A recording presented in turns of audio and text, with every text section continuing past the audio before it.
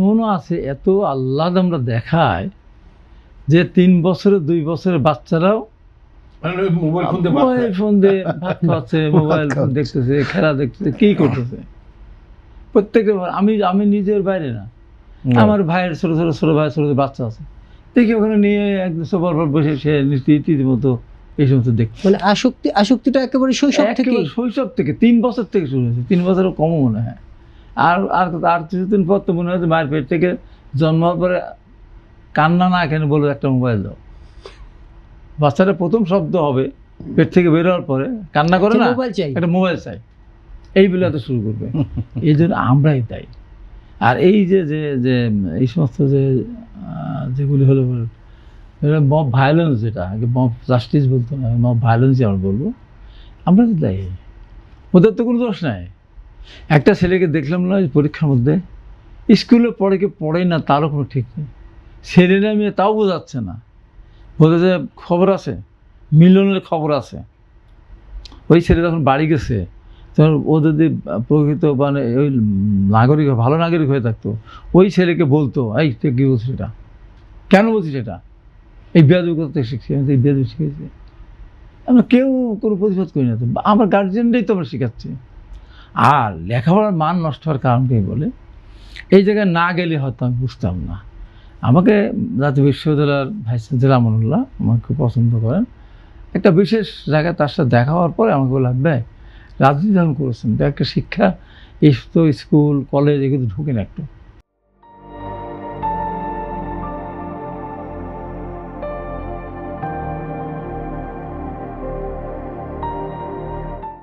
Governing বডির president হয়ে বা সভাপতি হয়, তো আমাকে স্কুলে এবং ওইটা দিয়ে দিলাম। আমরা চিন্তা করতে পারি না কী ভয় ব্যবস্থা। স্কুলের ছাত্ররা ক্লাসে যায় না, কোচিং করাচ্ছে, 9টার থেকে কোচিং শুরু হয়।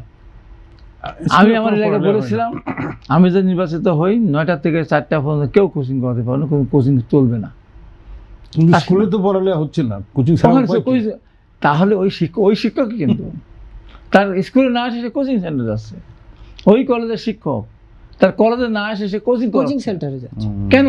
কোচিং সেন্টার এটা কঠিনভাবে বন্ধ করতে হবে এবং ওই দায়িত্ব নিতে, তার বেতন নেবে, অথবা তার দায়িত্ব নিতে হবে ছাত্রদের। ঢাকা শহরের নাম করা স্কুলের পাশে সেই শিক্ষকরাই কোচিং সেন্টার করে বসছে। ওই সাবজেক্ট ওই শিক্ষক না পড়লে ওই ক্লাসে ফেল করা যায়, বেশি নাম্বার দেয় না, এই অবস্থা। এখানে বলবো আমি এখানে আবার কিছুটা ব্যাপারও আছে, সেটা আমি যেটা জেনে ভিতরে ঢুকে বুঝেছি, একটা হাই স্কুলে মিনিমাম বিএ পাস না করে তো সে ঢুকতে পারে না। বিএ পাস, এমএ পাস এখন সব ভাবে যাচ্ছে বিএ পাস করতে। তাই স্টার্টিং কত বেতন জানেন কত বলেন তো? না এই মুহূর্তে কত আপনি জানেন না? 12,500 তার বেতন স্টার্টিংয়ে, 12,500। তার বাসা ভাড়া কত? 1,000 টাকা, বর্তমান এখন 2,000 করছে। তার আপনার মেডিকেল ফি কত? 500 টাকা। একটা ডাক্তারের ভিজিট লাগে 2,500 টাকা। ওই শিক্ষক যে স্কুলে এসে পড়াবে মনোযোগ কীভাবে পড়াবে? তার বাড়িতে একটা রাজমিস্ত্রি ডেলি কামাই করে 800-900 টাকা, একটা কাজ মিস্ত্রিরা কামাই করে 800-900 টাকা। ডেলি লেবারে একদিন স্কুলে যায়নি, সেও মাঠে কামলা খাটতে গেলে 500-600-700 টাকা ধান কাটার মধ্যে আর বেশি পায়। আর ওই শিক্ষক ও পায় 12,000, 12,500 টাকা, সব 14-15,000 টাকা পায়। কেউ হয়তো তারা একটু ভালো ছাত্র, তারা টিউশনি তখন কোন মতো কিছু চলে। ওই জায়গাটা আমি দেখতে হবে তো কেন এই শিক্ষক ভালো করে পড়ায় না। ওর তো পিছু টান আছে, ওর বাসা ভাড়া নেই, ওর চিকিৎসার কোনো ব্যবস্থা নেই। এই জায়গাটা রাষ্ট্রকে অ্যাড্রেস করতে হবে। আমাদের সরকার প্রধান বিশেষ করে তারেক রহমান ভিতটা শক্ত করে প্রাইমারি স্কুল থেকে নজর দেওয়া শুরু করেছেন। আর উনি বললেন না, বহুমুখী শিক্ষা বাদ দিতে হবে, এক দেশ স্বাধীন দেশ, একটা শিক্ষা ব্যবস্থা চালু করতে হবে। এখানে কিন্তু চিন্তা কি অদ্ভুত ব্যাপার।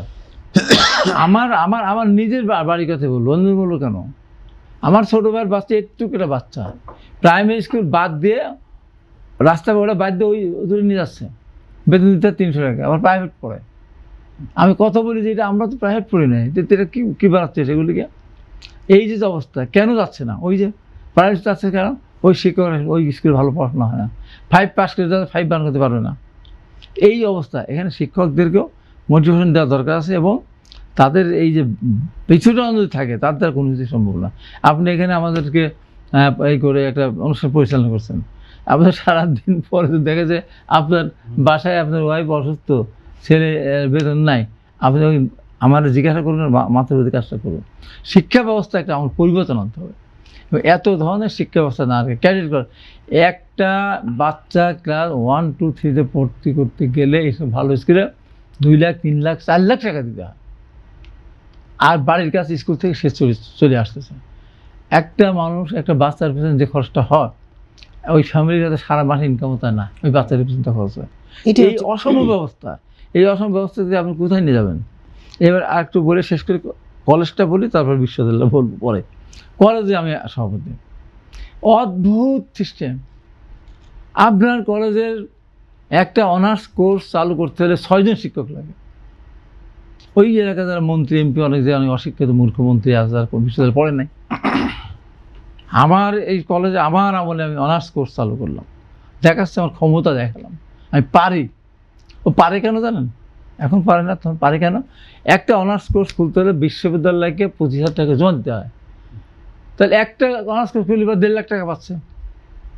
এখন এরা উৎসাহিত করে, ঠিক আছে তুমি তো 5টা অনার্স কোর্স খোলো, তাহলে আমি এখানে কয়েক লাখ, 7.5 লাখ টাকা পাচ্ছি। আর ওই যে হেডওয়ালা মন্ত্রী আর এমপি নেতা, ওই গভর্নিং বডির সভাপতি, ও চিন্তা করে হারে এই তো আসতেছে কি একজনকে কলেজের শিক্ষক ঢোকালে 15 লাখ টাকা পাবো, 20 লাখ টাকা পাবো। আর ওই শিক্ষক মনে করতে আমি বেকার ঘুরে বেড়াচ্ছে, আমি যখনই কলেজের শিক্ষক হব তখন তো মেয়ের বাবা 2 টাকা আমাকে দিয়ে দিবে, হুন্ডা দেবে বা এই দেবে। হ্যাঁ, ওর দরকার একটা নাম, সাইনবোর্ড, একটা কার্ড বানানো দরকার, কলেজের টিচার মানে প্রভাষক যাই হোক একটা, ওইটা পেলে পরে শ্বশুর বাড়ি থেকে সে একটা ভালো কিছু পাবে। এরপরে যে আমি কি নির্মম পরিণতিদের, একটা ক্লাসের শিক্ষক আছে, একটা সাবজেক্টে 5 জন 6 জন, ছাত্র আছে 2 জন, কোথাও তাও নেই। এমপি ভুক্তি না, ওই যে বেতন ছাত্র 2 জন ছাত্রদের কয় টাকা আসবে? 100 টাকা, একটা 200 টাকা মাসে, ও বেতন পাবে কয় টাকা? তাহলে এই অবস্থায় এরাও একটা ধোকার ভেতরে ঘুরতেছে। এই জন্যই বলছি যে অনার্স কোর্স যে সমস্ত কলেজগুলোতে আছে, মিনিমাম 20-30 জন ছাত্র না থাকে, সব বন্ধ করে দেওয়া। 2 বছর দেখার পর কন্টিনিউ বন্ধ করে দেওয়া উচিত। আমার ওখানে আমি 2টা কলেজের আমি সভাপতি গণ করে, এবার বাদ দিয়ে দেন, ছাত্র নয় কিছু নয়, খামাখাই অনার্স স্কুল চালু করে এখানে এই শিক্ষকরা, ওরা তো পরে বিয়ে শাদী নাই দিল, শরীর মোটরসাইকেল তেল কিনে দেবে কে?